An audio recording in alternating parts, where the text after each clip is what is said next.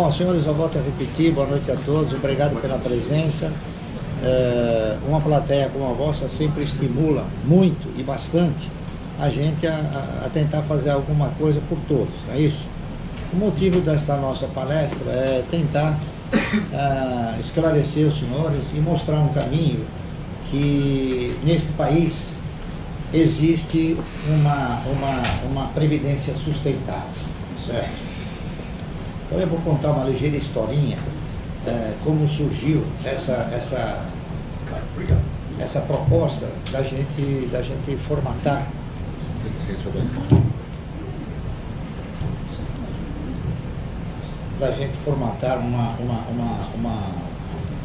uma previdência que pudesse se constituir como uma previdência sustentável. Em 1972, já fazem 50 anos aproximadamente, nós realizamos um ensaio, e nesse ensaio a gente procurou demonstrar o valor da constituição de um pecúlio observando um período de 30 anos. Ou seja, peguei 10 funcionários, avaliamos a contribuição desses 10 funcionários durante 30 anos, mais a contribuição da empresa, não é isso? E o produto é que esse pecúlio não dava para sustentar uma aposentadoria por mais de 3 anos. Aliado a isso, a gente avaliou o seguinte: a definição de previdência é que a previdência ela é uma provedora de recursos, tá certo? E ela provém esses recursos de forma tal que ela não é para enriquecer a pessoa, é para lhe garantir uma existência digna enquanto ele viver. Só que naquela ocasião também a gente avaliava o quê?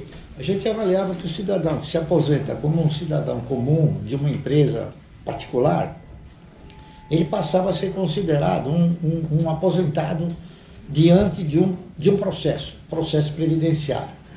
Ao passo que o cidadão público, né, cidadão funcionário público, ele se aposentava e continuava com o salário. Então, naquela ocasião eu pensei o seguinte, falei, bom, a Previdência já não teria por si só, tendo apenas e tão somente a contribuição previdenciária, de se sustentar. Imagine ela tendo que suportar também e ostentar duas condições, a condição de provedor e a condição de empregadora. Porque na realidade o cidadão que se aposenta no serviço público, ele passa a receber, em termos de aposentadoria, o mesmo salário. Então o que acontece?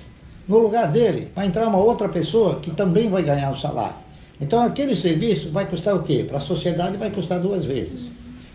Então eu imaginei e falei, bom, eu acho que isso não vai se sustentar em termos de prover recursos para os indivíduos. Então eu fui analisando onde, como e por que a gente talvez tivesse que constituir algo que fosse sustentável. Então eu tive assim, pesquisando e avaliando, eu cheguei aonde? Cheguei no empresário. Então eu fui naquela época, né, avaliar os grandes empresários. E os grandes empresários, por serem pessoas que investiram na geração de riqueza, na circulação de riqueza e na distribuição dessa riqueza, automaticamente eles tinham o quê? Eles tinham uma renda mensal sustentável. Então eu imaginei o seguinte, eu acho que o caminho é eu ser, não um acionista minoritário, é eu ser um pequeno dono. Se o grande dono, ele se sustenta, por que um pequeno dono também não pode se sustentar? E baseado nisso, então, a gente estruturou uma espécie de programa, não é isso? Porque eu também não tinha recursos, então eu falei, bom, eu tenho que montar um programa para poder ter uma renda mensal. Então, o primeiro movimento foi o seguinte, bom, para mim ter uma renda mensal, o ano tem 12 meses. Se eu tiver ações de uma empresa que paga dividendo anual, eu vou ter que ter ações de 12 empresas. Se eu tiver que ter ações de empresas que pagam dividendo semestral, eu vou ter que ter 6 empresas. E assim sucessivamente. Mas, de qualquer maneira, a filosofia e a coisa foi se consolidando de forma tal que nós fomos tentando demonstrar uma postura que a gente foi progressivamente desvendando. Então, por exemplo, existe uma diferença que ela constitui uma essência fundamental entre a diferença de você adquirir um papel de renda variável através do quê? Através de você avaliar um projeto, tá certo? E quando você investe numa empresa, numa aplicação de renda fixa.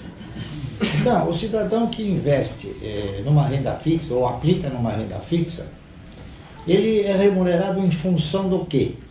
Ele é remunerado em função de valor aplicado, tá certo? Então ele aplica 1.000, ele vai ganhar X% sobre 1.000. Nas ações, a gente foi avaliando uma essência distinta, ou seja, nas ações você não ganha em função de valor aplicado, você ganha em função do quê? De quantidade possuída. Então, se você tem uma ação, você vai ganhar uma vez o dividendo. Se você tem 10 ações, você vai ganhar 10 vezes. Se você tiver 1 milhão de ações, você vai ganhar 1 milhão de vezes o dividendo. Então, esse efeito multiplicador, ele está diretamente relacionado com o quê? Com o reinvestimento que você promove dos seus ganhos, mais aquilo que você tem condições de aportar. Então, o que a gente estipulou foi o quê? Foi um programa constituído de metas essas que foram sendo suplantadas e, consequentemente, elas foram gerando aquela renda mensal, que hoje a gente pode dizer que não só eu alcanço isso, qualquer um pode alcançar. Basta que ele siga o quê? Que ele siga um princípio de disciplina e de paciência, porque isso não se consegue em um dia, num mês. Isso se consegue ao longo de um período de investimentos. Então é um programa de peso, um programa de muitos anos, tá certo? Agora, evidentemente, hoje a gente tem uma configuração também bastante importante. Por exemplo, a pessoa já tem condições de adquirir uma carteira imediatamente. Basta que ele compre uma quantidade de ações e ele disponibilize um valor maior.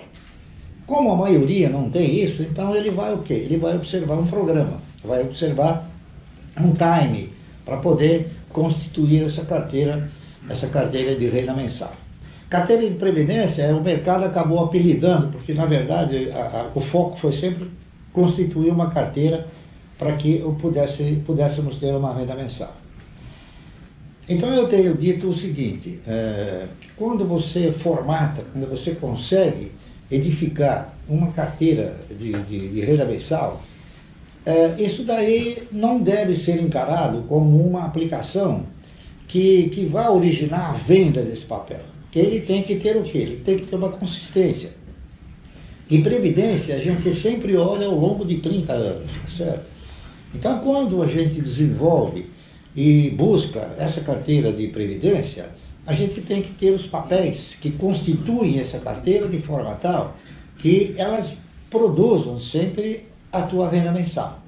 Está correto? Então, nós tivemos o quê? Nós tivemos períodos em que o mercado nos proporcionou possibilidades excelentes, né, de comprarmos papéis que integrassem essa carteira. Agora, o que ocorre? Ocorre que a trajetória durante um período grande, nem sempre uma carteira de previdência só possa ser o quê? Possa ser o foco principal. No mercado, durante o transcorrer dos acontecimentos, das crises, dos ciclos econômicos, vão absolutamente, de forma às vezes até inesperada, surgirem boas oportunidades. Então essas boas oportunidades, elas podem ser aproveitadas para que o cidadão ele alavanque os seus recursos de forma tal que ele possa ter o quê? Mais recursos para direcionar para a carteira de renda mensal, tá certo? É o que eu fiz, comecei a fazer em 1972 e é o que eu faço até hoje. Eu não mudei. Por quê? O que foi constante no passado e foi muito bom, tem que ser confirmado no futuro e por aí adiante. Então eu continuo fazendo a mesma coisa que eu fazia, é claro, quase que com os mesmos papéis. Então, eu já comprei, e a gente tem exemplos aqui enormes, né, de ter adquirido papéis, sempre observando o critério do projeto, tá certo? A ação, ela é uma circunstância, ela é o fator que te permite você participar do projeto. Então, em muitas ocasiões, nós tivemos condições de adquirir ações dentro desta visão de oportunidade e, com a alavancagem, gerar uma cadeira de previdência muito mais consistente e muito mais pródiga, em se considerando a questão do quê? A questão da quantidade de ações possuídas. Então, o que a gente tem de dizer aos senhores é isso. Investir em ações não pode absolutamente ser um investimento intempestivo, que o cidadão compre uma ação só por comprar. Ele tem que comprar o quê? Ele tem que comprar uma ação lastreada num bom projeto, num projeto que tenha potencialidade de evoluir. E existem boas empresas no nosso mercado de capitais que ostentam essa condição. Existem outras que às vezes se constituem em projetos ainda melhores. Por quê? Porque ou elas estão num plano de recuperação, ou elas enveredaram por uma outra circunstância qualquer, que acabaram gerando uma oportunidade muito boa. Recentemente a gente teve alguns projetos que a gente avaliou, um deles foi a Unipar, a Paranapanema, a Bematec, a Providência, não é isso? A própria Suzano custava R$4, hoje custa R$32, R$33. A Locamérica, mais recente. Enfim, esses papéis todos são papéis de oportunidade, são papéis que a gente adquire com o sentimento de gerar uma alavancagem e com essa alavancagem, então, você abreviar a constituição da sua carteira. Então é isso que eu queria falar para os senhores. E dito isso, então eu gostaria de abrir nosso bate-papo aqui com perguntas que os senhores eventualmente possam ter dúvidas, para a gente tentar, da maneira mais precisa possível, responder. Ok? Então vamos lá. No caso para o projeto, assim, em que momento do projeto que entra e como avaliar, como avaliar o projeto, como saber que ele tem um potencial de evoluir? Olha, isso daí, eu vou até dar um exemplo muito prático. Para você poder avaliar o projeto, evidentemente você tem que ter o quê? Uma experiência, né? Uma cultura, enfim, você tem que ter um elenco de conhecimentos que te proporcionem a possibilidade de você avaliar o projeto. Você tem que tentar desvendar os projetos através do quê? Através de leitura, através de participação no mercado, através de informações, enfim. Tá? O mercado ele é pródigo nisso. Ele é pródigo em boatos e em projetos também, né? Então, você para avaliar um projeto, você tem um sem número de elementos a serem constituídos e serem avaliados. Enumerar todos eles é difícil, porque cada projeto tem a sua particularidade, tá entendendo? Mas o mais importante em você avaliar, você tem que primeiro considerar o seguinte: qual o setor de atividade que a empresa está? Tá certo? Existem setores de atividades que não são perenes, tá certo? Aliás, que são perenes, mas as empresas não conseguem essa perenidade. Por exemplo, o setor de aviação é um deles. Você pega como exemplo, dificilmente uma empresa de aviação, ela não nasce para quebrar. A mesma coisa acontece com empresas de turismo, tá certo? Construtoras. São empresas que têm um determinado patrimônio, mas que não depende só da gestão da empresa. A empresa de aviação, por exemplo, ela depende do aeroporto, depende do combustível, depende da tarifa, depende de um monte de coisa, né? Que o gestor não tem condições de avaliar tudo, de e de firmar isso para a empresa, tá certo? Então tem que se avaliar tudo isso. Agora, projeto, você vai olhando todos os projetos, não é isso? Você vai examinando sistematicamente.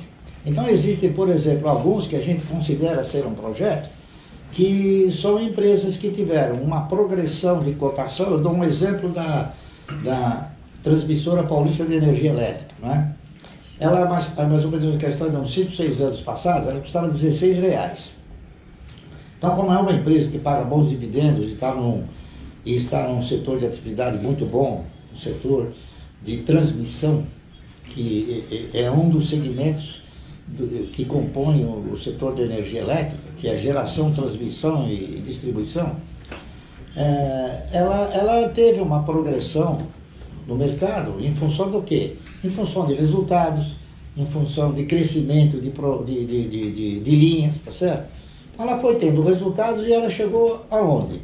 Eu tinha essas ações aí, que eu tinha comprado a 15, R$16, mas quando ela chegou a R$64, eu já interpretei que talvez eu devesse pegar um valor mais alto para comprar um papel mais baixo. Por quê? Porque eu ia comprar quantidade maior. Essa essência você não pode abandonar.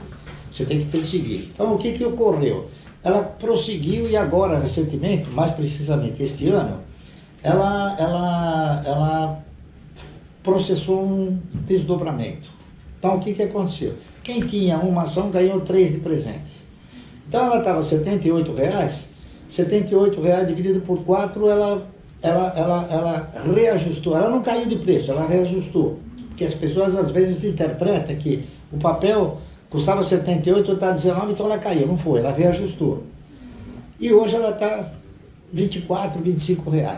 Então, se você pegar os R$25 e multiplicar por 4, é R$100. É mais do que os 78 que estavam há 3, 4 meses atrás.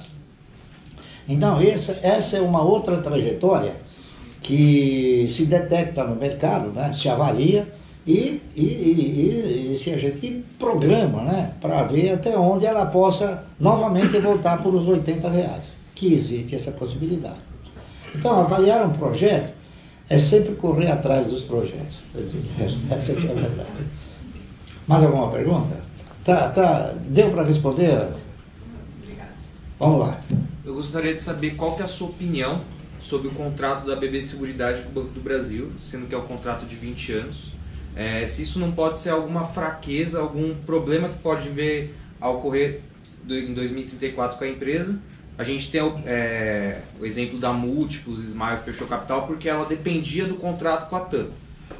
Eu queria saber qual que é a sua opinião sobre esse contrato da BB Seguridade. Bom, eu acho, a minha opinião em relação à BB Seguridade é que ela foi criada para gerar emprego, certo? Ela nunca deveria ter saído de dentro do Banco do Brasil. Por quê? Ela foi criada para gerar diretoria, conselho, entendeu? E para gerar uma outra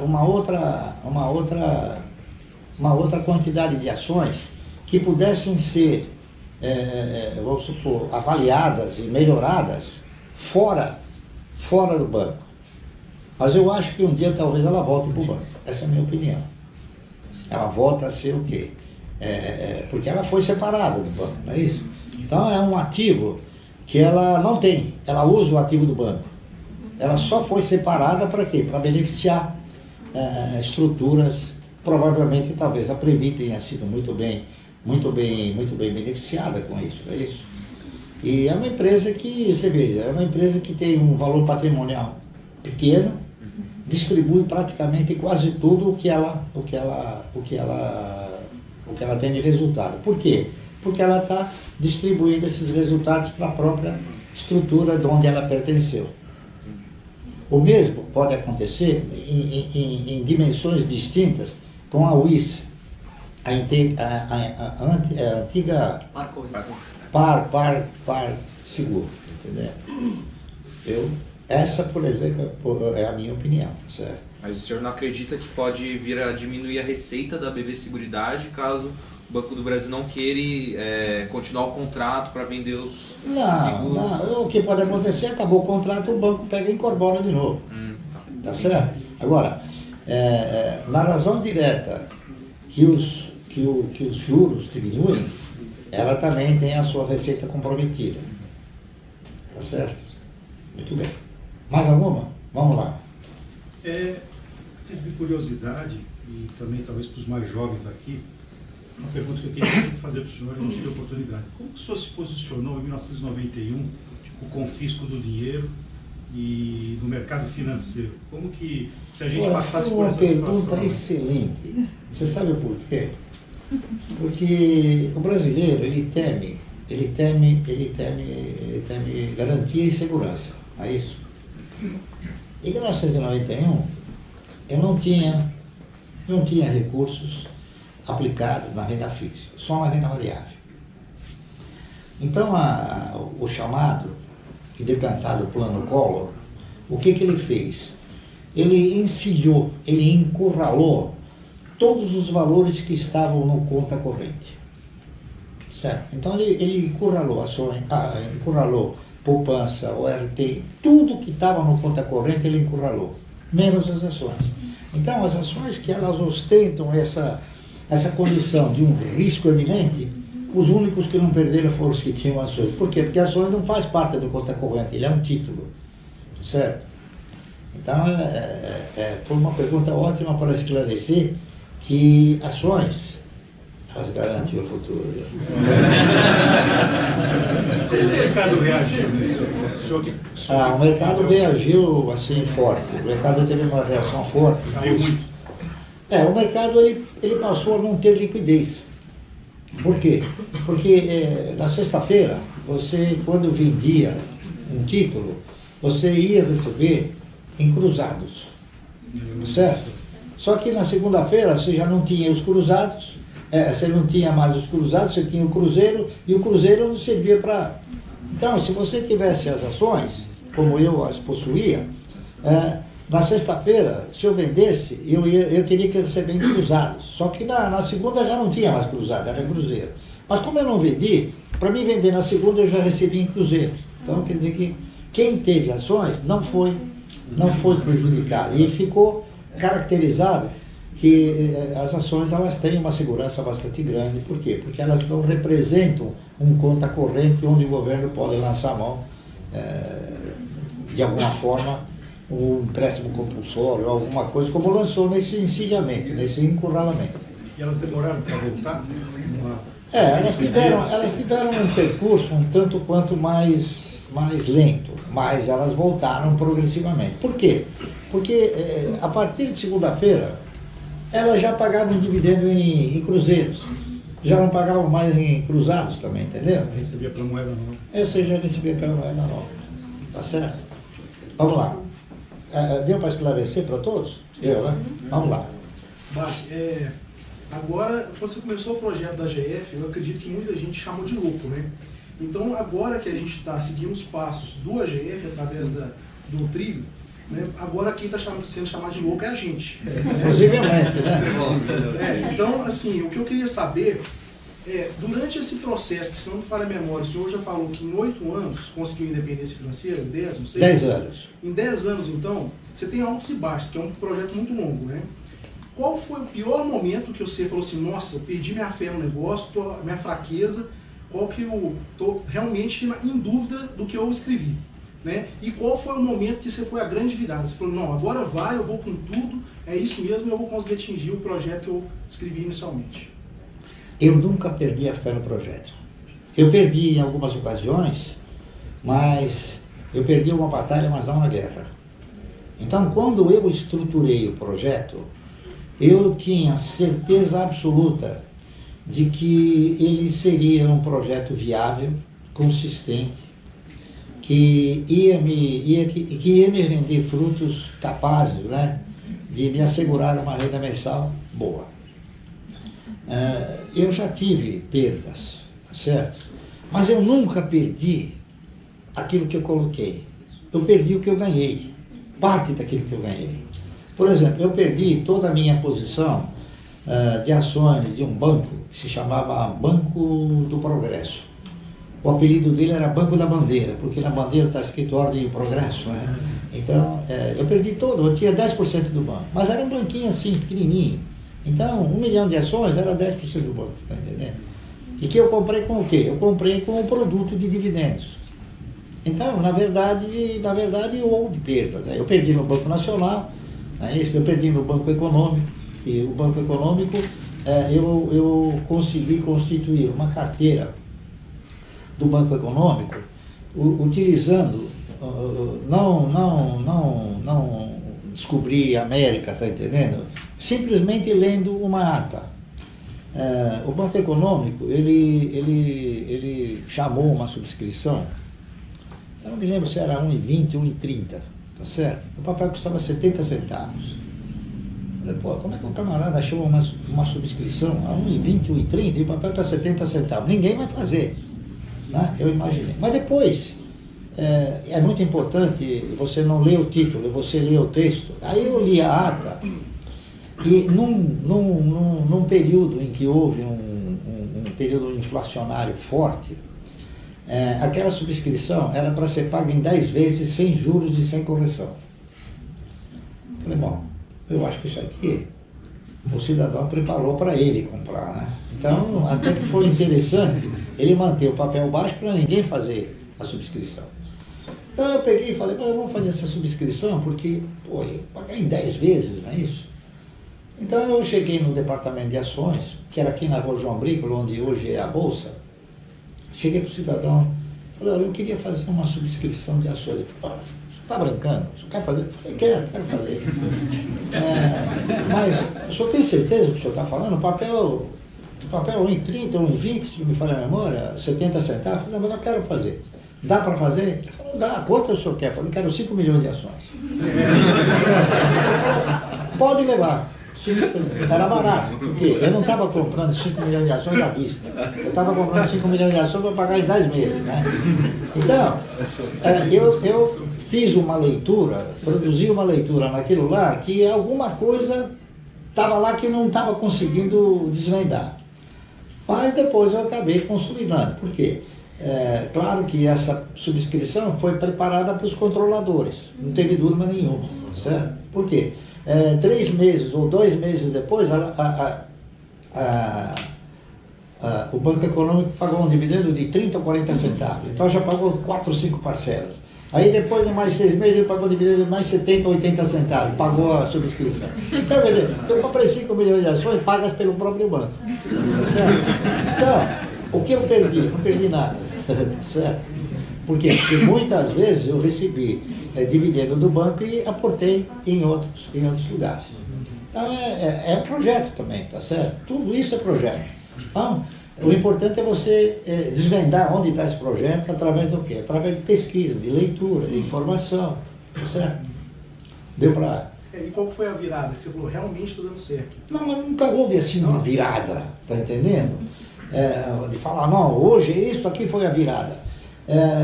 O que eu sempre deixei de lado foi dar importância para o patrimônio.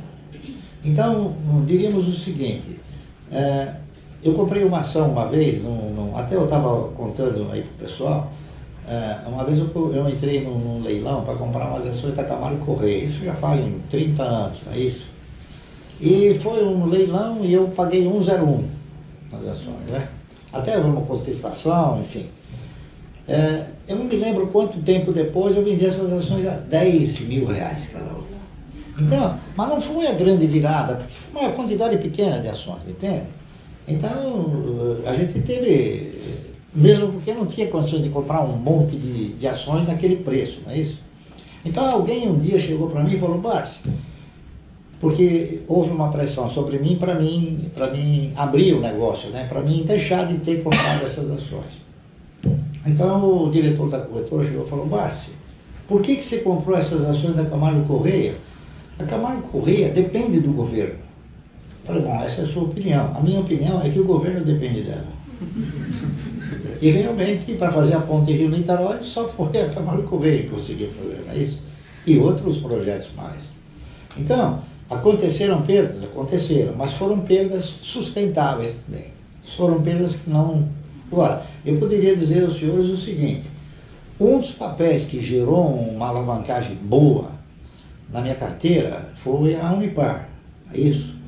Que a Unipar, a gente tem uma quantidade grande de ações, elas chegaram a custar 25 centavos e de 25 centavos elas pularam para R$52. Então, se você for fazer uma avaliação de diferença de patrimônio, é uma coisa fantástica, né?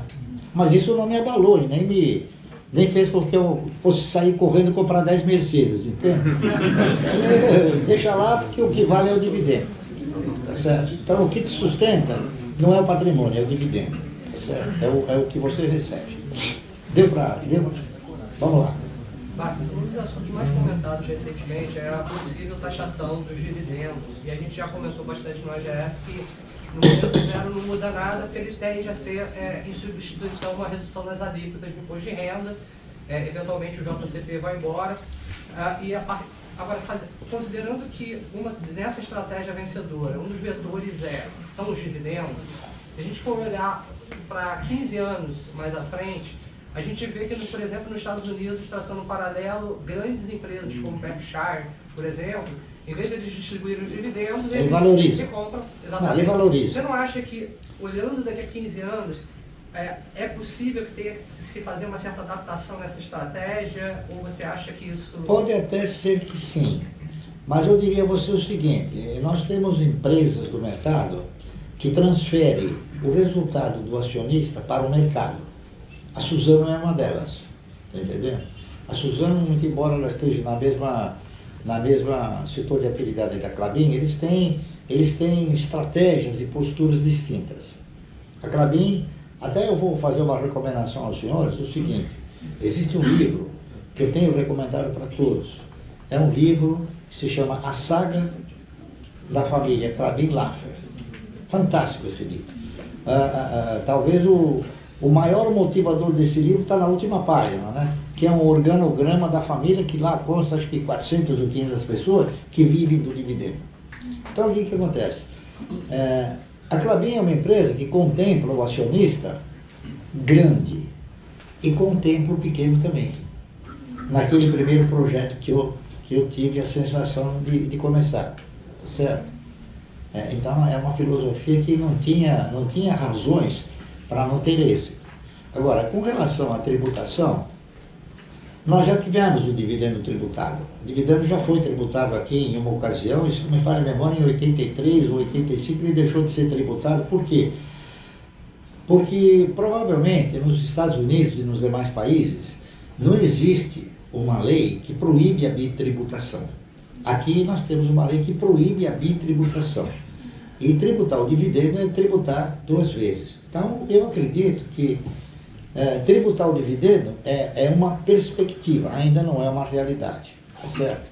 E ainda porque você tem o seguinte: a Berkshire, por exemplo, no momento em que você distribui um determinado valor, não é isso? Em termos de cotas, evidentemente, você vai ter que pagar um imposto também, né? O imposto é uma maravilha pagar o imposto, tá entendendo? Principalmente imposto vindo do ganho de ações, porque lá você tem um palpável ganho, né? Não é que nem um comerciante que ele compra uma mercadoria, bota na prateleira, ele ganhou, mas está lá, ele não está com o recurso na mão. Nas ações não, quando você ganha, você tem o recurso. Então, eu diria o seguinte: a tributação de dividendo, ele é um desestimulante, mais um dos desestimulantes do cidadão vir colocar seus capitais aqui, está correto?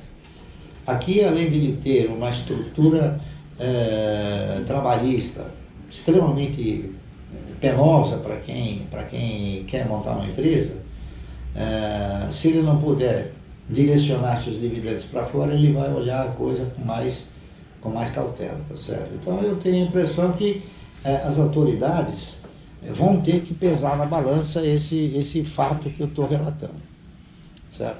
Além do que nós temos também uma lei, né, que proíbe a bitributação, tá correto? Então eu espero que não, mas se tributar, a gente vai perder 10%.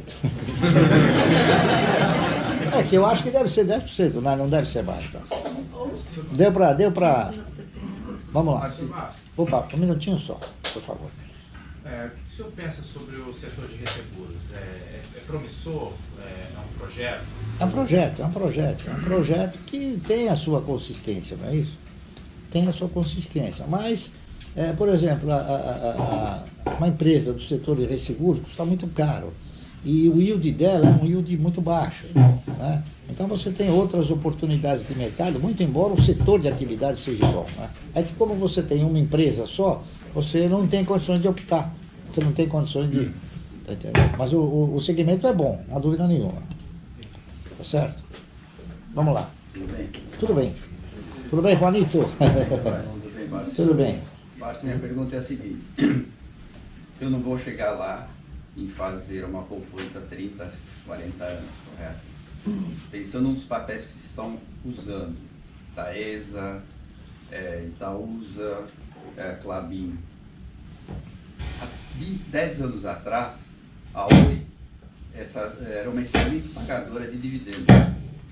Não. A Oi era uma empresa que prometeu pagar bons dividendos e não cumpriu. Tá. Ela não era uma excelente pagadora. Desculpa. Certo? E outras ações, você falou, Banco Progresso. Também pagava um bom dividendo. Pagava dividendo e faliu de uma hora para outra. Nenhum banco comprou. Era a esperança algum banco comprar, ninguém comprou. Minha pergunta é o seguinte, eu não vou chegar lá para receber dividendos, fazer uma carteira. Mas quem está começando, daqui 5, 6 anos, essas pagadoras de dividendos que vocês estão me indicando, vamos supor que elas chegam em dificuldades financeiras, dificuldades que o chinês vem invadindo todo o mercado. Vocês vão falar para sairmos do papel? Eu não acredito que, para início, a maioria dessas empresas, elas são empresas que estão numa atividade perene e elas são empresas que ostentam uma sustentabilidade, são empresas bem posicionadas. Porque você, para poder ter o quê? Você, para poder ser uma geradora de energia, você precisa ter o quê? Você precisa ter uma concessão. Então não é o chinês vir aqui e tomar conta, ele precisa comprar, como comprou a CESP, certo? Como compraram a Companhia Paulista de Energia Elétrica. Então eles vão ter que investir.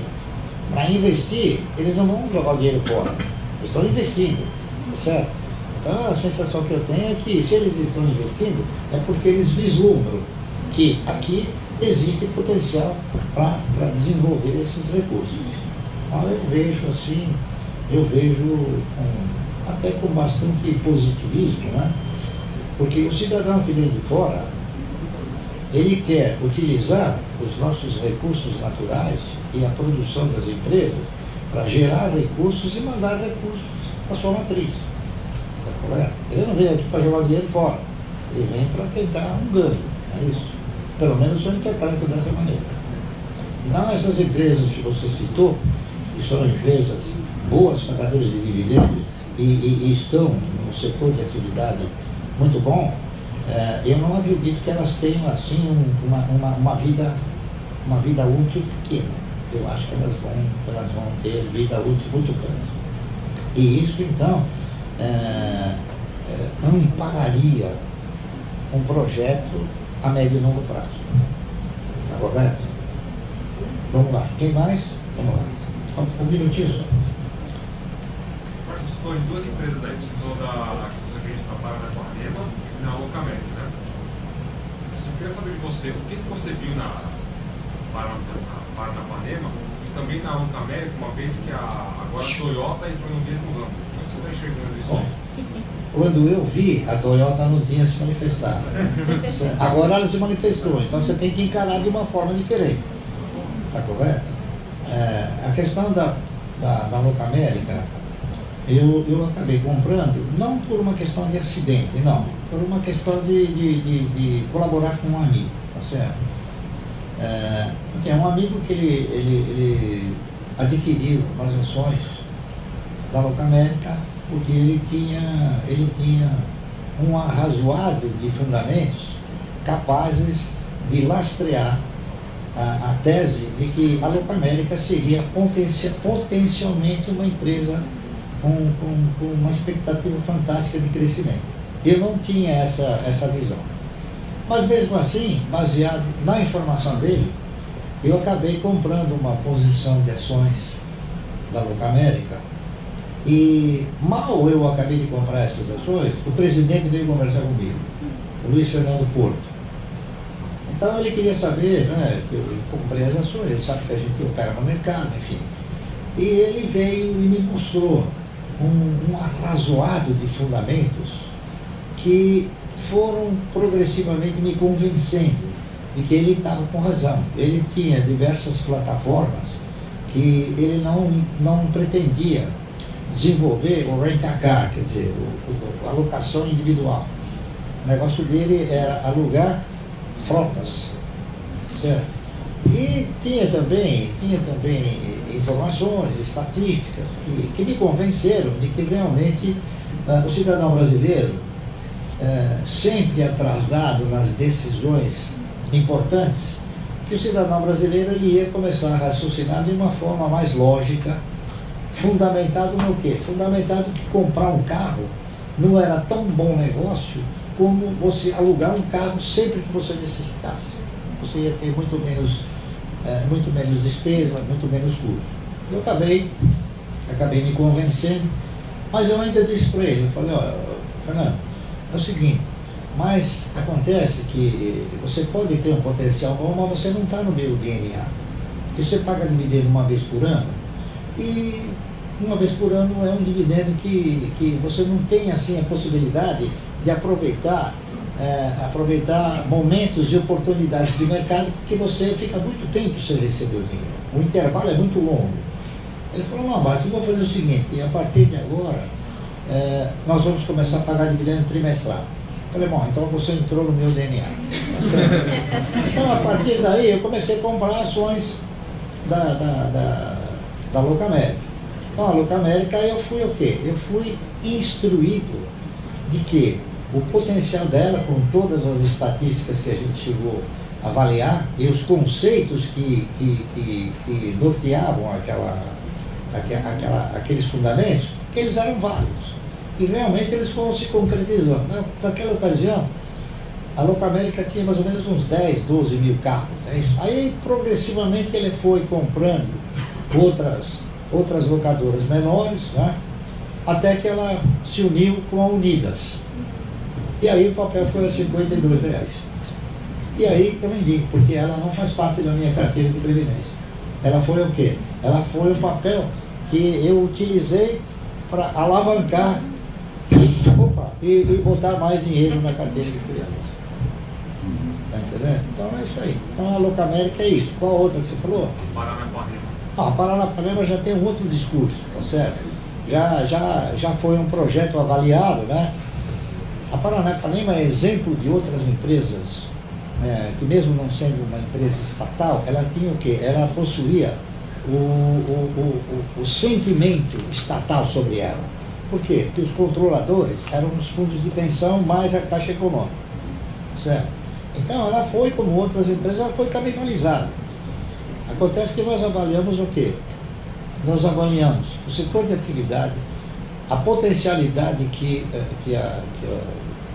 ela teria, no caso, né, o cobre, um dos elementos que serviram de fundamento é o seguinte, estima-se que a partir do momento que haja uma produção muito mais acentuada de veículos elétricos, eles então irão compor o quê? Irão compor um peso muito maior de cobre, porque vai ter fio, vai ter isolantes, vai ter um monte de coisa, certo?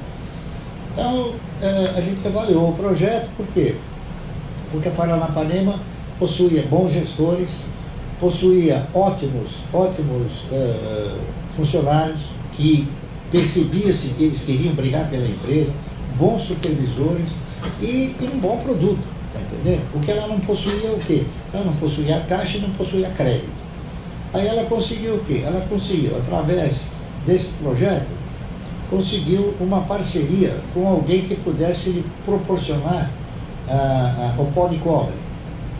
Então o pó de cobre, ele é transformado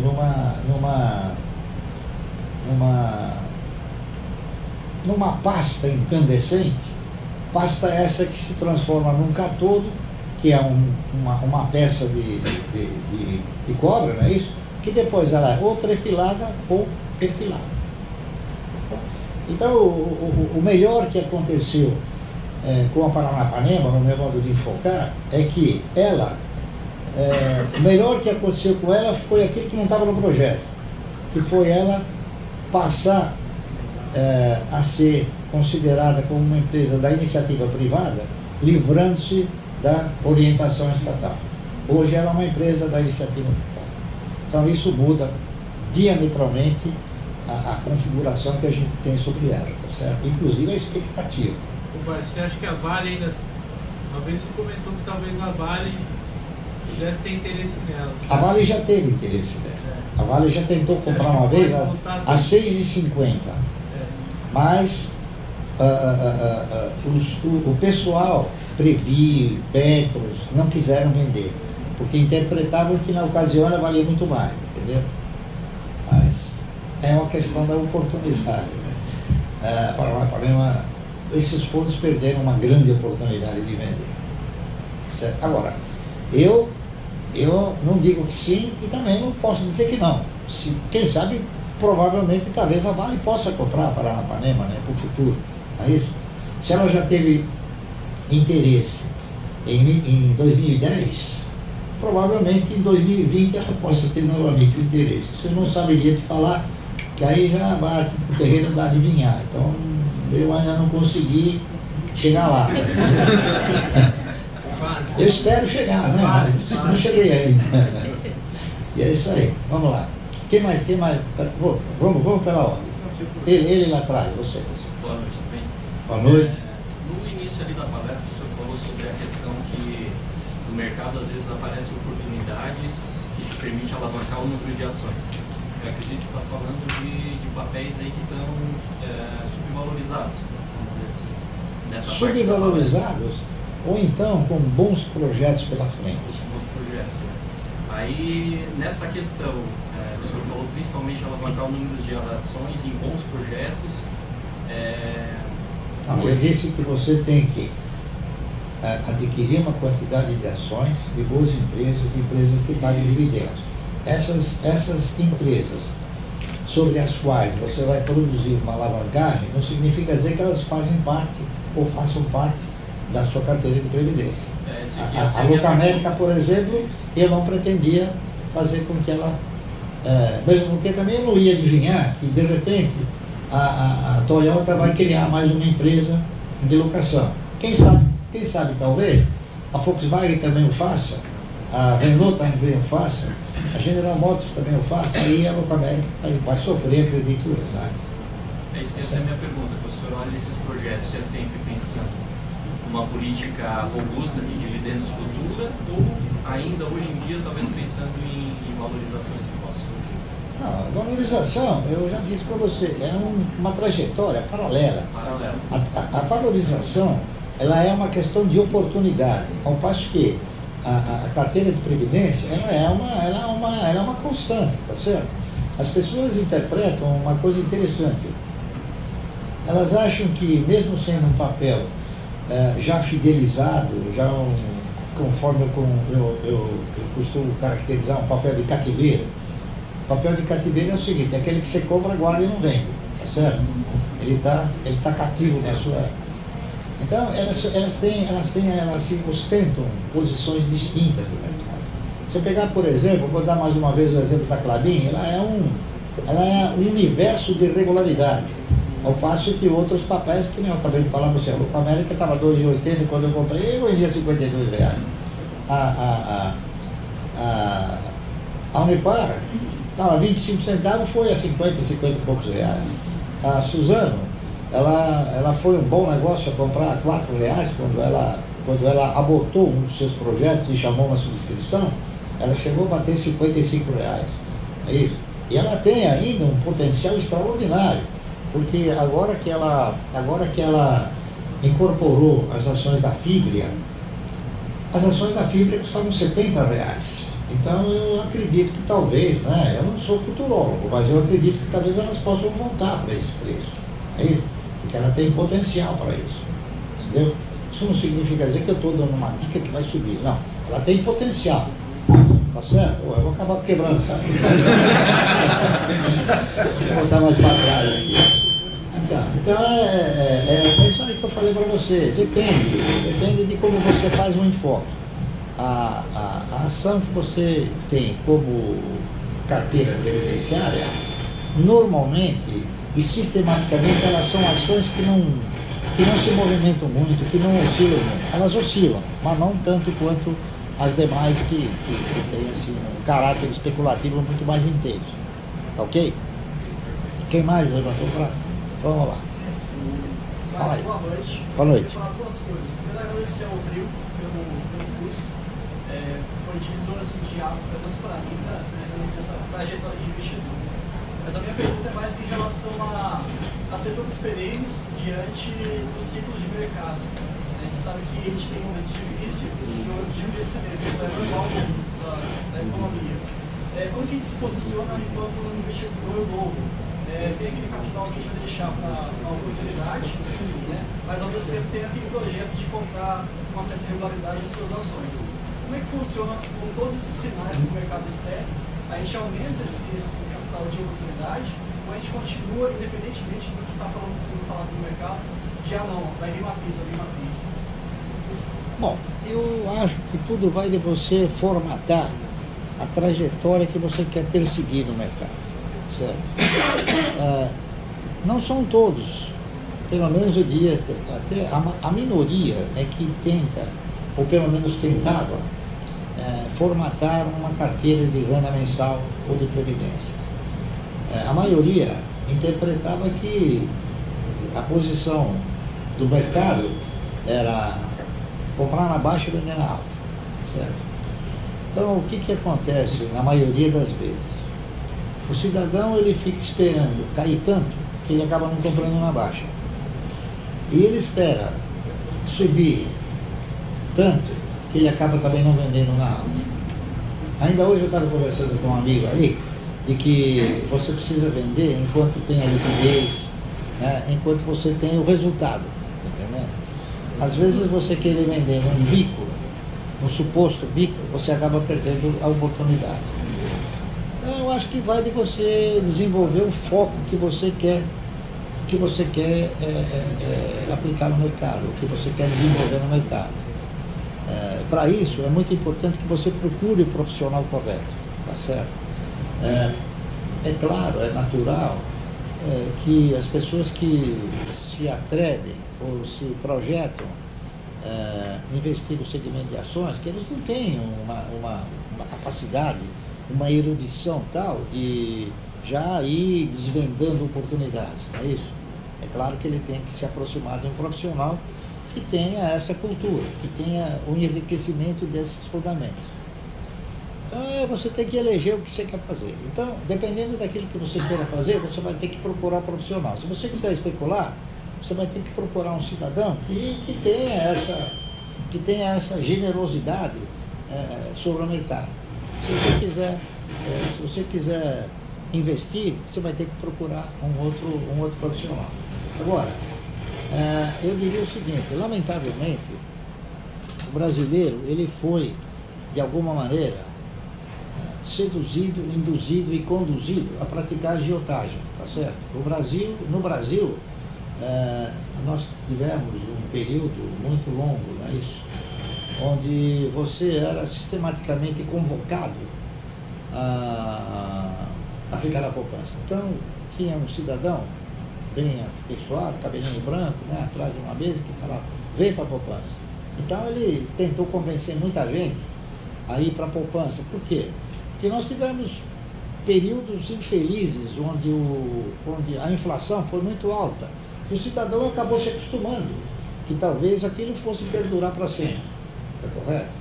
Então, ele deixou de aplicar nas ações, deixou de aplicar na renda variável, deixou de aplicar na geração de riqueza e se contentou simplesmente com uma remuneração que, na realidade, ela nunca esteve assim a par daquilo que efetivamente foi a inflação.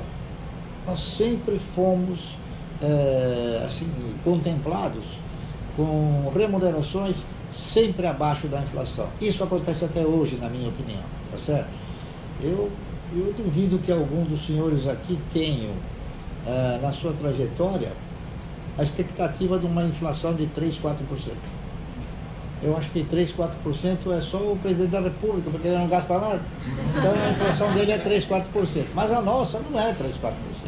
Com certeza é muito mais. Tá certo?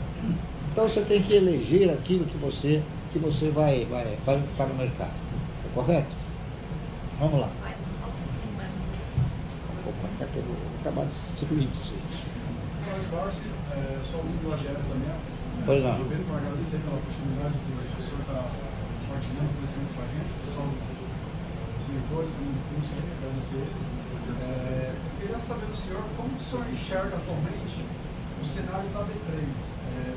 Com a Selic hoje em dia em patamares mais baixos, né, a tendência seria o pessoal começar a migrar mais para o investimento em renda variável.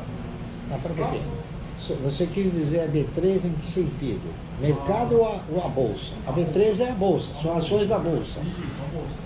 A tendência do pessoal migrar para a renda variável, o senhor acredita que ela tem esse potencial de crescer ao longo do tempo? Qual é a sua visão nessa parte? Olha, eu acho que se você for considerar a B3 como uma empresa de capital aberto, eu vejo com alguma preocupação quem tem ações da B3. Porque a B3 acabou se constituindo num monopólio que ostenta privilégios odiosos. E esses privilégios odiosos, eles podem perfeitamente perder esse caráter de religiosidade deles, está entendendo? Essa magnitude. Eu vou dar um exemplo de um privilégio odioso da Bolsa. Os senhores sabem perfeitamente que a Bolsa, através da Bolsa e da CVM, é permitido o cidadão alugar uma ação e vender uma ação. Correto? Agora, se você for examinar a questão da nossa legislação, ela contempla o seguinte: se você alugar uma casa e você vender, você praticou um ato de estelionato, certo? Você não pode alugar uma casa e vender, certo? Se você alocar um veículo e você vender, você está praticando um ato de estelionato. Então você não pode alugar um veículo e vender. Se você alugar um equipamento agrícola, você não pode vender. Se você alugar um equipamento qualquer industrial, você não pode vender. Mas uma ação que é um ativo, você pode vender. Então, isso é um privilégio odioso. Por quê? Por que você pode vender uma ação alugando e você não pode vender uma casa? Né? Então, isso é um privilégio odioso, porque a Bolsa garante esta, na minha opinião, ilegalidade. Então, isso é uma coisa que tem de alguma forma, um dia alguém chegar e falar: não, isso não pode. Então, nós temos o quê? Nós temos um mercado que não suporta, o mercado não tem um contingente de investidores que possa suportar um fluxo de pressão tão forte como é a pressão ocasionada pelas locações. O senhor acredita que ela tem potencial de crescimento ao longo prazo, com esse cenário de... Não, eu acho que se por acaso terminar, eu não acredito que termine, mas se diminuírem os privilégios odiosos, a Bolsa, como instituição, tende a ter resultados melhores, minha opinião. Certo? E eu vou brigar por isso. Está entendendo? Porque nós ostentamos a condição de termos uma Bolsa rica e um mercado pobre. O que nós deveríamos ter era um mercado rico e uma Bolsa pobre.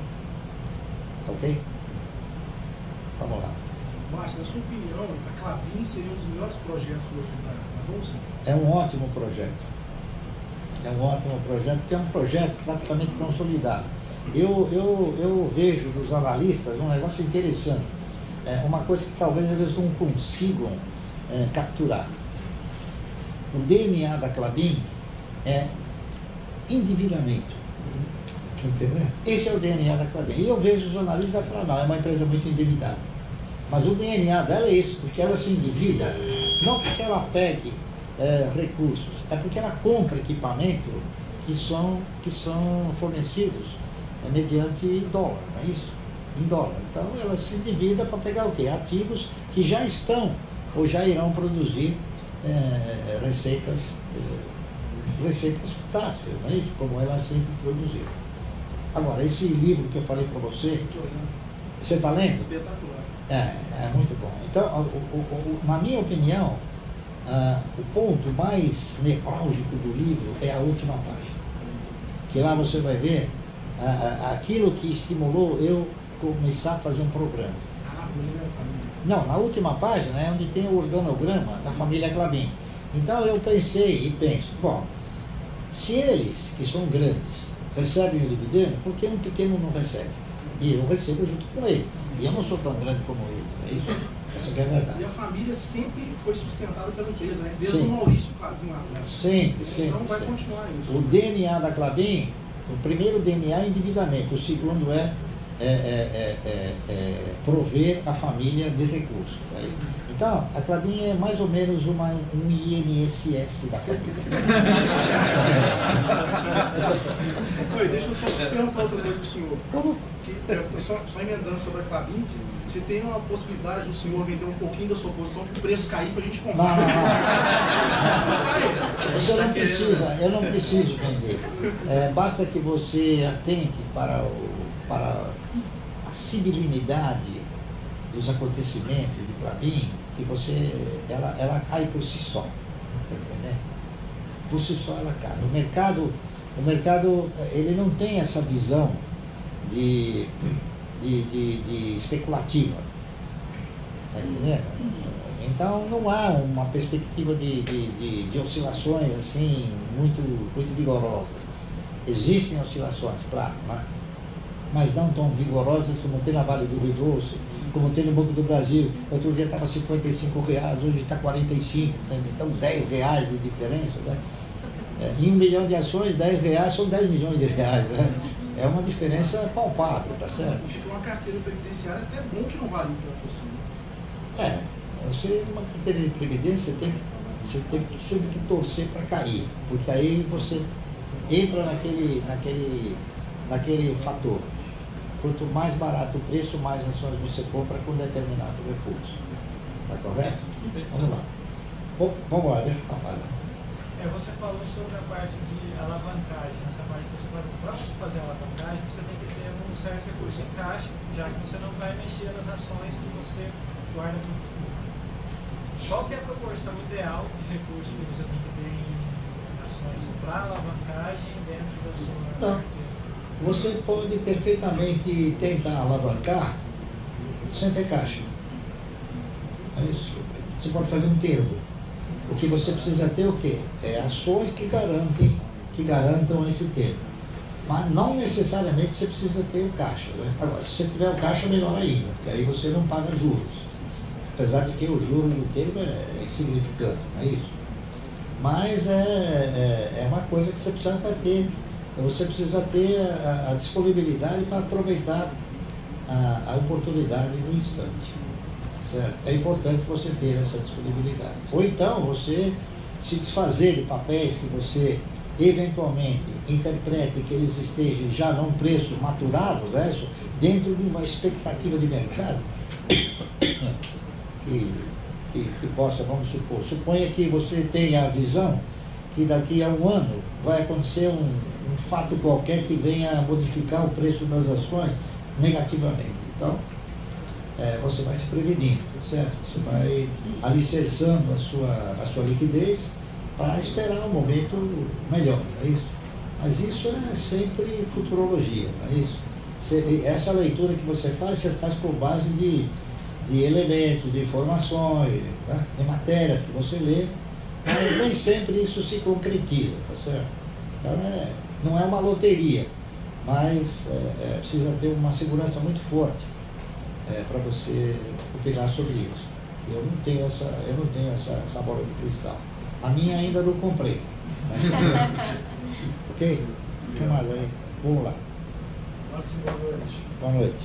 Bom, considerando toda a tua experiência e todo mundo aqui está focado em dividendo, eu imagino assim que as oportunidades daqui por diante certamente vão existir, mas não da forma como aconteceu daqui para trás. Eu sou aluno do curso, quando a gente bate, pô, mas tá caro, tá barato, por conta do percentual que o yield vai representar no valor do papel hoje. Você pega o que foi pago nos últimos 12 meses, em comparação com o que o papel vale hoje. Ok.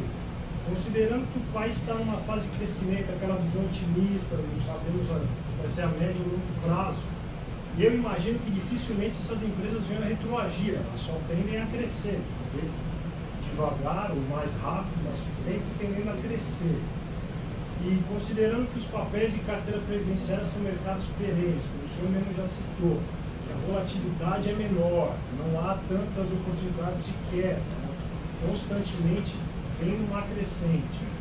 Seria errado avaliar a empresa assim, ok, nesse momento eu estou comprando caro, porque o yield não representa 6%, está representando, sei lá, 4%, 3%, mas é um mercado perene e, consequentemente, a empresa crescendo, faturando mais, esse yield também vai ser reajustado futuramente, e aí sim, talvez em 5 anos, aquele papel que você pagou, que era caro, não é caro hoje, por conta do yield que está se pagando. Seria errado a pensar assim? Não é. Eu acho que tem muito fundamento isso, e eu também pratico esse tipo de postura. Por quê? Eu tenho papéis, por exemplo, o Banco do Brasil, eu cheguei a comprar 60 centavos. Né? Ele chegou a 55 reais, eu não vendi. Por quê? Porque é um papel da minha carteira de previdência. Agora ele está 45, eu não comprei porque ele também não ostenta um yield capaz de satisfazer as minhas ansiedades, tá certo? E as minhas aspirações. Então eu continuo comprando aqueles que prosseguem ostentando essa condição. Tá correto? E veja como eu vou falar para vocês, no mercado as oportunidades aparecem. O importante é você conseguir achá-las. É isso. Essa é a verdade. Então, se você tiver alicerçado, orientado por um profissional competente, evidentemente você vai ter oportunidade de aproveitá-las. Às vezes você sozinho não consegue, mas você tem que estar orientado por alguém que tenha esse espírito de desvendar as coisas. Né? Tá certo? Deu para... Vamos lá. Me dando um pouquinho do que o colega falou aqui, eu queria perguntar o seguinte: o que você acha dessa empresa que tem alto valor como a VEG, e ela tem que dá um lucro constante, mas o dividend dela é baixo? É baixo. Eu acho uma excelente empresa, mas não é uma boa pagadora de dividendos. A Ambev também é uma ótima empresa, mas paga um dividendo insignificante. Por quê? É porque a base acionária dela é muito grande. Então, você tem que considerar, um dos fatores que você considera para ter generosidade no dividendo é exatamente isso, é a base acionária. Porque se você tem um dividendo de 1 ou de 1.000 para dividir por 200 milhões, você vai ter um dividendo de zero nada. Se você vai ter esse dividendo de 1.000 para dividir por 10, então você vai ter um ótimo dividendo. Tá certo? Então, não que elas não sejam boas empresas, são empresas excelentes, mas pelo fato de elas terem um universo acionário de ações muito grande, uma base acionária grande, então elas navegam assim em mares bem calmos, é isso? Tanto em termos de oscilação também, né? Agora, a VEG, ela está tentando desvendar novas oportunidades de mercado para ela. Se não me falha a memória, agora ela está entrando na questão de energia solar, não é isso? Então eu tenho a impressão que ela tem aí, ela ostenta uma posição excelente no que diz respeito a um potencial futuro, tá entendendo? Essa que é a realidade. Ok? Vamos lá.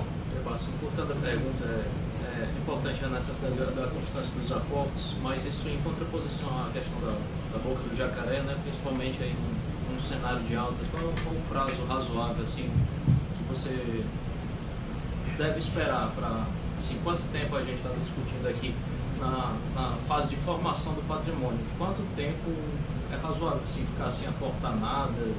Porque eu tenho receio, você está falando tipo, de ter muito, ficar esperando cair tanto que nunca compra, ou ficar esperando subir tanto que nunca compra. Não, eu não avalio pelo tempo, eu avalio pelo preço. Certo. Entendeu? Não é o tempo que determina, não é o tempo que determina a oportunidade, é o preço. Certo? Então, eu faço uma estimativa de quanto este papel ele pode representar um bom investimento a um determinado preço. Então é o preço que determina a oportunidade. Ok? Não é o tempo. Mas pensando nisso que você acabou de dizer, para quem está começando, né, quanto mais ação eu compro, eu recebo dividendo por ação. Claro, e o setor perene, estou querendo dizer o seguinte, tanto a Klabin como a geradora TT, para quem está iniciando, é uma boa opção. Eu acho uma ótima opção. Pelo preço. Pelo preço e pela dinâmica, pela regularidade, pelo intervalo de distribuição. Às vezes a TT, às vezes o yield não está tão bom agora, mas a produção dela é exatamente. excelente. Você tem o quê? Você pode ter um yield projetivo. Exatamente. Hoje você pode ter um yield fraco, mas futuramente ela pode ter um yield bom, entendeu? É da mesma forma que você tem o yield projetivo, você tem o dividendo comparativo. Eu vou dar um exemplo do que poderia ser o dividendo comparativo. Por exemplo, uma ação do Itaú hoje está custando 30 e... não me lembro quanto exatamente, mas 36, 37 reais. Tá? Ele pagou um dividendo de 78 centavos, se a memória não me trair. A Itaúsa, que é a mesma coisa que o Itaú, quer dizer, diríamos que é até melhor, porque ela é a dona do Itaú, ela pagou 34 centavos. Então, com o dinheiro de um, você compra 4, praticamente, né? Então, se você multiplicar 34 centavos por 4, dá mais do que 78. Então, esse é o dividendo comparativo, tá certo? Que você tem que sempre avaliar, claro, né? No caso da Klabin, hoje está um pouco abaixo de 6%, mas pela grandiosidade do projeto, no yield a gente acaba tendo uma certa flexibilidade. A Klabin, em função do preço atual, ela está sempre abaixo do yield ideal. Mas acontece que ela vai aumentando o valor do dividendo, e na razão direta que ela aumenta o valor do dividendo, o yield cresce. Aí você tem que rezar e torcer para que ela continue no mesmo preço, coisa que não acontece. Ela vai crescendo também. Nesse momento que a gente está com a trajetória de Selic abaixo, indo para casa de 4%, talvez no ano que vem, os analistas projetando, vai ter que ser revisitada a questão do yield de 6% de dividend yield, ou ele é algo que é universal e sempre vai ser? Não, eu acho que aqui o yield aqui é um yield alto, comparado com os países desenvolvidos. O país desenvolvido é 1,5, 2. Mas é que também nos Estados Unidos o juro é 1,5, 2. Então, quer dizer, eles se comparam, não é isso? E tem países até que você aplica o seu valor para ganhar um juro e você perde, e você paga para. Né? Então, 1% de yield já é um grande negócio, tá certo? Então, você tem que avaliar essa consistência. Vamos lá. Peraí, deixa ele. Fala aí. Você levantou o braço? Não, mas já que apontou a pergunta. É oportunidade, tá certo? É oportunidade. A primeira ação que o senhor começou o projeto foi na CESP. Isso. Qual que seria a ação para começar hoje?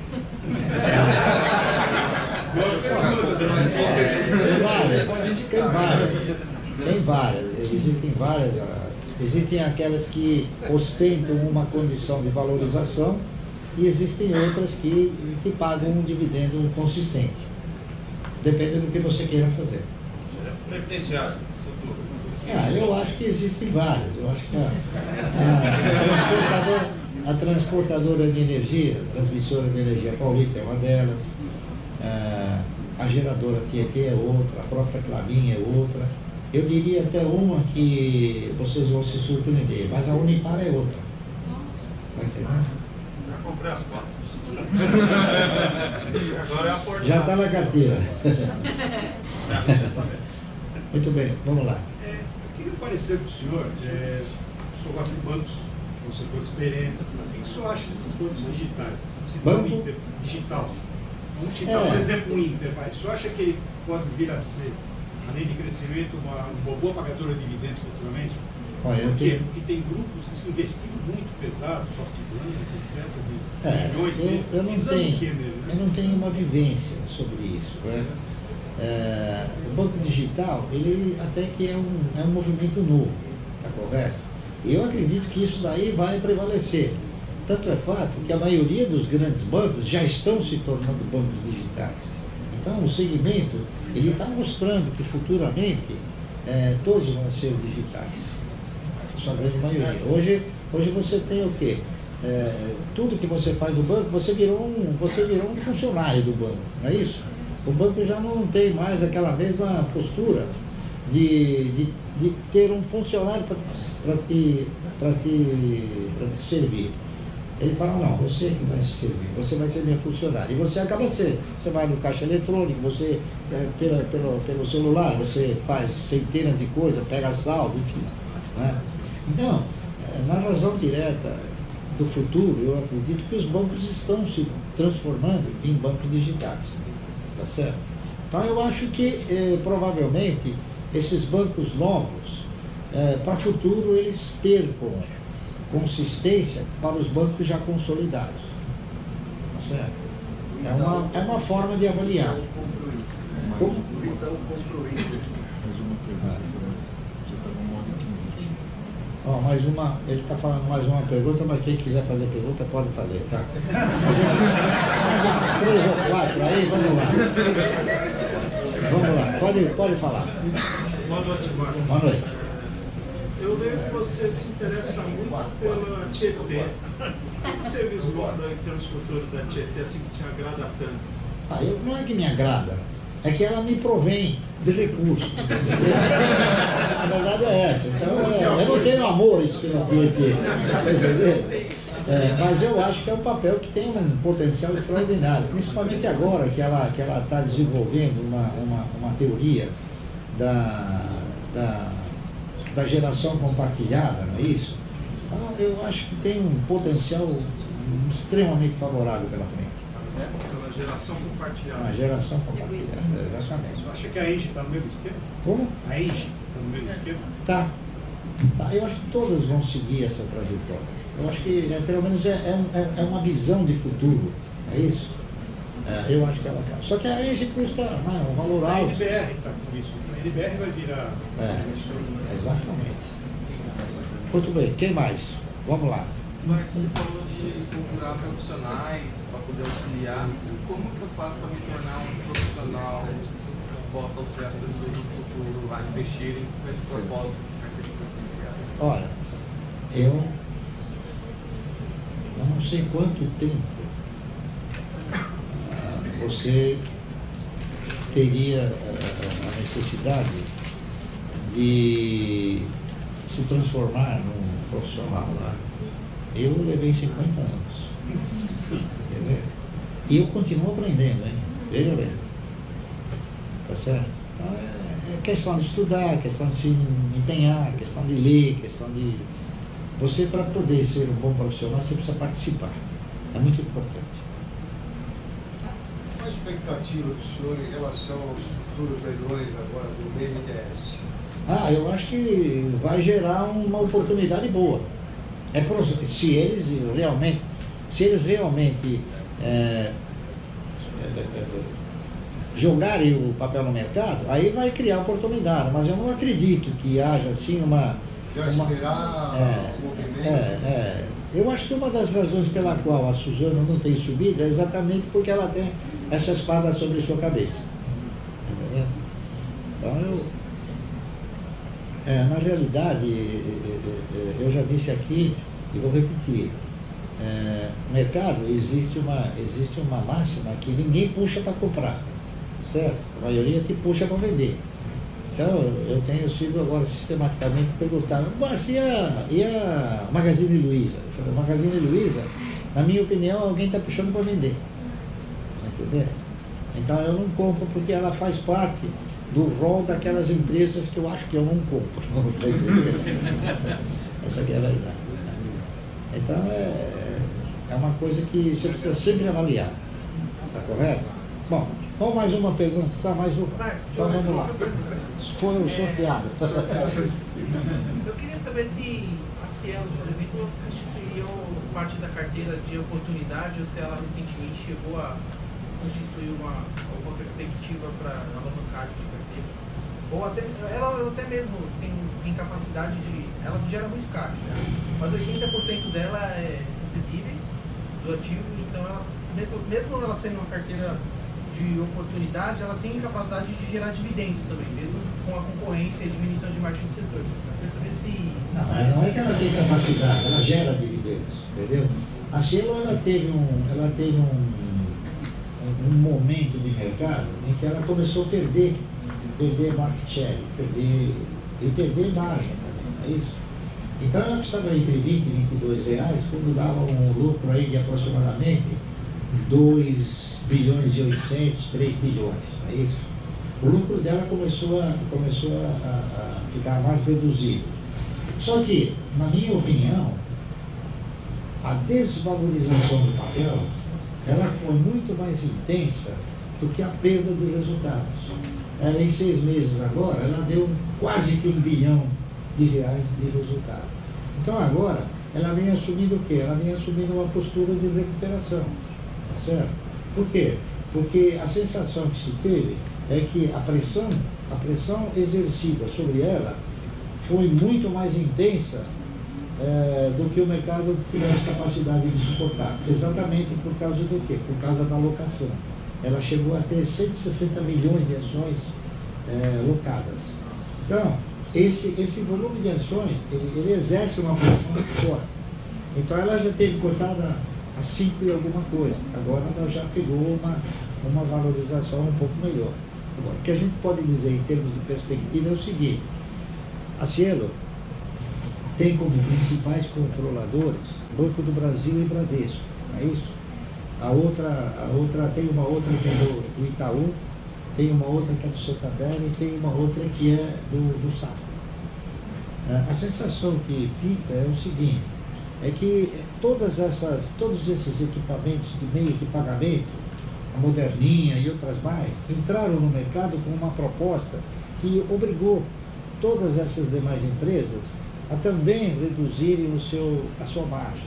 Mas só que você não tem capacidade de avaliar até quando e até quanto essas pequenas empresas vão ter condições de competir com as demais grandes.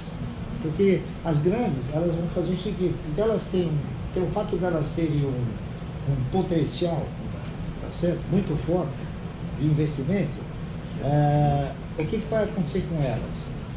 Na hora que o mercado se desenvolver, as pequenas não vão ter capacidade de manter e honrar aquilo que elas propuseram, e pagar um dia depois, porque elas não vão ter recursos para parar tudo isso. Então eu acho que aí, progressivamente, e é o que está acontecendo no mercado, a Cielo está voltando a ostentar uma posição melhor, certo? Provavelmente, talvez ela venha a melhorar bastante, né? Mas isso é questão de ir avaliando o comportamento, o desempenho e o resultado, tá certo? Mas dividendos ela paga. Aliás, o seu presidente, Paulo Caffarelli, ele deixou claro isso, né? E eles iam sacrificar o dividendo em prol de ganhar market share e tentar uma margem melhor. Está vendo? É isso aí. Deu para entender? Muito bem. Então isso é futuro, tá certo? Hoje ela está custando 8,30, 8,50 por aí, mas ela já custou 5,50 também. Então houve uma progressão. Tá vendo? Eu vou finalizar esse nosso bate-papo dizendo o seguinte. Eu não me lembro em que ano, mas já faz um bocado de tempo. Num determinado momento da história, eu comecei a comprar ações de uma empresa chamada Forge Taurus. Essa empresa, ela produzia capacetes, produzia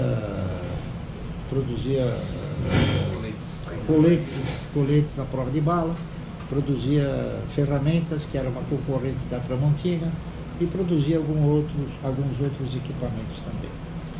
Essa empresa ela foi sofrendo uma metamorfose muito grande, não é isso?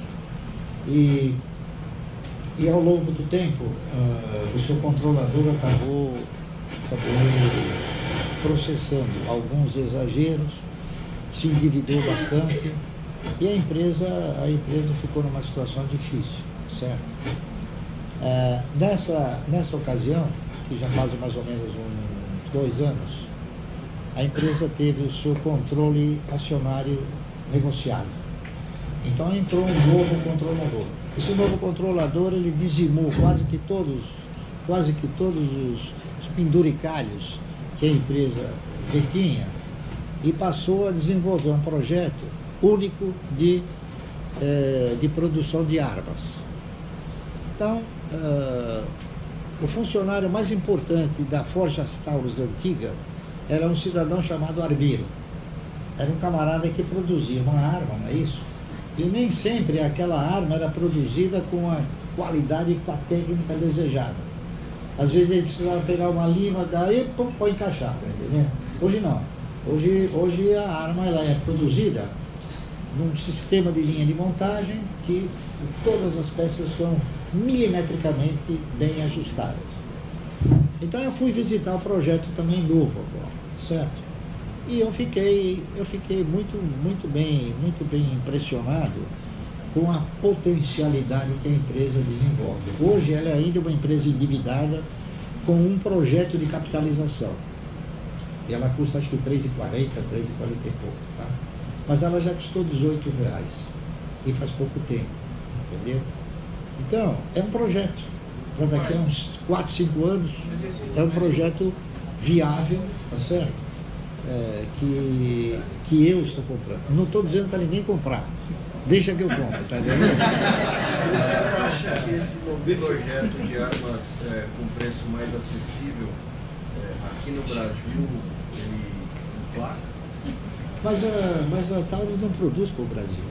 Não, sim, mas ela produz para o exterior, ela exporta. Ela teve uma grande melhora no aumento de preço pela vitória aí do presidente Bolsonaro, então muita coisa influenciou a especulação dela. E recentemente eu vi no vídeo de vocês uma visita lá que eles estão com um projeto para produzir armas com um valor muito mais baixo, né? Claro, com custos menores, evidentemente. Mas o que eu diria é o seguinte, hoje, que mudou até de nome, não chama mais Forjas Taurus, agora é Taurus Armas, só produz armas. Então nós estamos produzindo uma base de 3.800, 4.200 armas por dia. E o mercado dessa empresa é exterior. Se você for pegar a receita da empresa, 90% do exterior e 10% é aqui no Brasil. Se porventura o governo facilitar o cidadão adquirir armas, não digo o porte, mas ter a posse da arma, provavelmente ela vai melhorar. Mas ela ostenta alguns outros projetos que talvez possam ser muito mais animadores do que a liberação da arma aqui. Por exemplo, ela tem aí em perspectiva montar uma empresa na Índia, certo? E para facilitar a sua exportação para o mercado asiático e para o Oriente Médio. Então, é uma empresa que tem um potencial. Além do que, nós diríamos o seguinte, nós somos um país essencialmente agrícola e acidentalmente industrial, certo?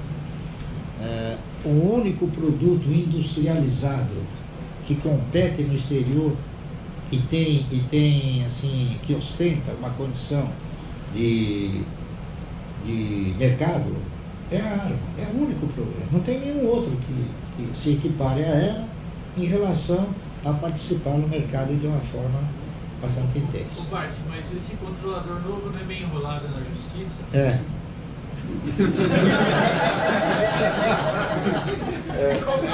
Eu não diria que ele é bem enrolado, ele é muito enrolado. Mas o controlador hoje, você sabe quem é o controlador da Forjas Taurus? Da Taurus? Como? Não, é a Taurus Par. Não é mais, quer dizer, é claro, o filho do Birman é que é o dono, mas não é mais o Daniel Birman, que ele que é o cidadão enrolado que nem você falou, tá certo?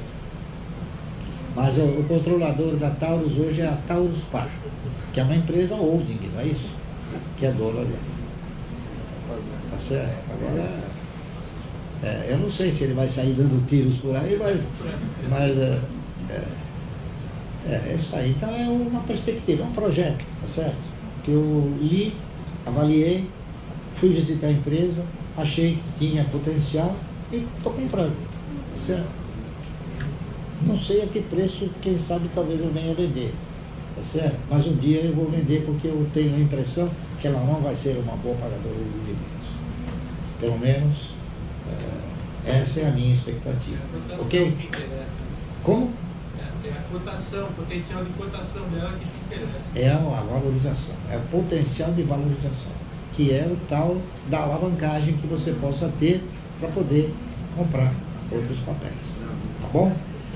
Então eu fico feliz que todos tenham sido satisfeitos nas suas respostas.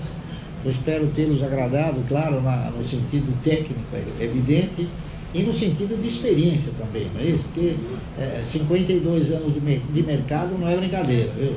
É uma carga pesada, tá certo? Então, muito obrigado pela presença.